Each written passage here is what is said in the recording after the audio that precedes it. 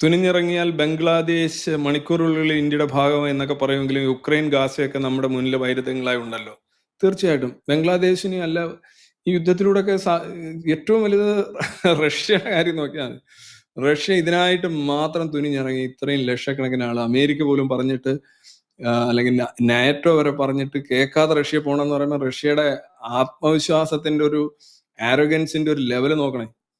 അത്രയും ഇതായിട്ട് പോയിട്ട് എന്താണ് ഇങ്ങനെ പിടിച്ചിരിപ്പുണ്ട്. ഈ പിടിച്ചിരിപ്പുണ്ട് ഇപ്പൊ സന്ധിയൊക്കെ ഉണ്ടാവും. പക്ഷെ ഇത് നിലനിർത്തുക പുട്ടിൻ ഇറങ്ങി പോകും. ഇപ്പൊ പുട്ടിന് 1 വർഷം അല്ലെങ്കിൽ കുറെ 5 വർഷം കൂടി ഇരുന്നിരിക്കട്ടെ. അത് കഴിഞ്ഞാൽ റഷ്യക്ക് ഈ യുക്രൈന്റെ സ്ഥലങ്ങൾ നിലനിർത്തുക എന്നുള്ളത് സീരീസ് ഓഫ് ഈ പറയുന്നോണം ഈ പ്രദേശങ്ങളിലെ പ്രശ്നങ്ങളായിരിക്കും. ഇതെനിക്ക് തോന്നുന്നില്ല ഇത് ഏതെങ്കിലും ഒരു സെറ്റിൽമെന്റ് ഉണ്ടായാലും യുക്രൈൻ റഷ്യ പ്രശ്നം റഷ്യ വീക്കെൻഡ് ആവുന്ന ഒരു അവസ്ഥ തീർച്ചയായിട്ടും വരും. റഷ്യക്ക് ഇങ്ങനെ മുന്നോട്ട് പോകാൻ സാധിക്കില്ല. കാര്യം റഷ്യയുടെ ഇൻഡിസസ് സ്ട്രോങ് അല്ല. ഒരു എക്കോണമി എന്ന നിലയിൽ, ഒരു പ്രൊഡ്യൂസർ എന്ന നിലയിൽ, ഒരു ക്രിയേറ്റീവ് ഫോഴ്സ് എന്ന നിലയിൽ റഷ്യയുടെ ഭാവി അത്ര ശോഭനമല്ല. ആയുധങ്ങളുടെ കാര്യത്തിലൊക്കെ. പക്ഷെ അത് വെച്ചുകൊണ്ട് പുട്ടിന്റെ ഒരു കാലം ഇങ്ങനെയായിരിക്കും. കാരണം ഹീസ് മൈൻഡ്ലെസ് ആണ്. പുട്ടിൻ എന്ന് പറയുന്നത് എന്താ പറയാ, ഹിറ്റ്ലറേക്കാൾ മോശം എന്ന് ഞാൻ പലപ്പോഴും പറയുന്നതിന്റെ കാര്യം. പക്ഷെ അവർക്കൊക്കെയാണ് ഇവിടെ ആരാധകരുണ്ടല്ലോ. ബംഗ്ലാദേശ് ഒക്കെ എന്ന് പറഞ്ഞു കഴിഞ്ഞാൽ എന്താ പറയാ, അതിൻ്റെ പുറകെ പോവാതിരിക്കുന്നതാണ് നല്ലത്. ബംഗ്ലാദേശുമായിട്ടൊരു യുദ്ധം ചെയ്താലോ ബംഗ്ലാദേശുമായിട്ടൊരു പ്രശ്നം ഉണ്ടാക്കിയാലോ ഇന്ത്യക്ക് നേട്ടം 0ആണ്. ബംഗ്ലാദേശിനെ അഡ്രസ്സ് ചെയ്യുന്നത് തന്നെ ഇന്ത്യക്ക് ഗുണമില്ല. ബംഗ്ലാദേശ് അവിടെ നല്ല രീതിയിൽ അത്യാവശ്യം അവരവരുടെ കാര്യങ്ങളൊക്കെ നോക്കി സ്റ്റെബിലൈസ്ഡ് ആയിട്ട് പോവുകയാണെന്നുണ്ടെങ്കിൽ അതാണ് ഇന്ത്യക്ക് നല്ലത്.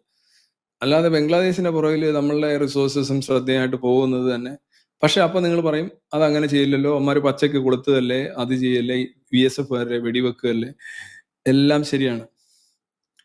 പക്ഷെ എന്നിരുന്നാലും ഇന്ത്യ ബംഗ്ലാദേശിനെ തിരിച്ചടിക്കുകയാണെങ്കിൽ തന്നെ ഈ പറയുന്ന ലോക അഭിപ്രായം തന്നെ ഇവന്മാർ ഇങ്ങനെ ചെയ്യുന്നു എന്നുള്ള അല്ലല്ല നോക്കുന്നത്, ഇന്ത്യക്കെതിരെ തരും.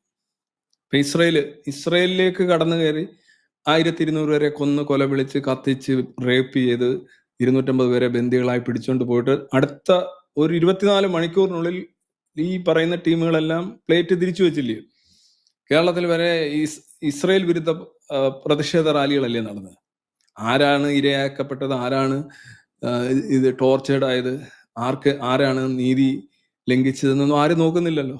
ഇതിപ്പം ഇന്ത്യക്ക് ശ്രദ്ധിക്കേണ്ട ഒരു കാര്യമാണ്. Gaza example. റഷ്യയുടെ കാര്യത്തിൽ അങ്ങനെയില്ല. റഷ്യക്ക് പലരും ആരാധകരാണ് ഇന്ത്യ പോലുള്ള രാജ്യങ്ങളിൽ. പക്ഷെ ഗാസ എക്സാമ്പിൾ നോക്കുകയാണെന്നുണ്ടെങ്കിൽ യഥാർത്ഥത്തിൽ ആക്രമിക്കപ്പെട്ട ജൂതർക്കെതിരെയുള്ള കൊലവിളിയുമായിട്ട് ലോകത്ത് നല്ലൊരു വിഭാഗം ആളുകൾ തെരുവിലിറങ്ങി എന്നുള്ളത് ശ്രദ്ധിക്കണം. നിങ്ങൾ ഈ പറയുന്ന സത്യവും നീതിയും വസ്തുതയൊന്നും ഈ ഇതിനകത്തൊന്നും ആളുകളെ നോക്കില്ല. പലരും they are run by the prejudices and the belief system. അവർക്ക് വേറെ മതം ഉള്ളവർക്ക് ആ ഒരു മതം മാറ്റുക എന്ന് പറഞ്ഞു കഴിഞ്ഞാൽ, അതുകൊണ്ട് ശ്രദ്ധിക്കേണ്ട ഒരു കാര്യമാണ്. ഇന്ത്യക്ക് ഒരു ഗത്യന്തരം ഇല്ലാതെ വന്നാൽ മാത്രമേ ഇന്ത്യ ഇതിനകത്ത് ഈ ഫോഴ്സുമായിട്ട് ബന്ധപ്പെട്ട് പോകാൻ പാടുള്ളൂ.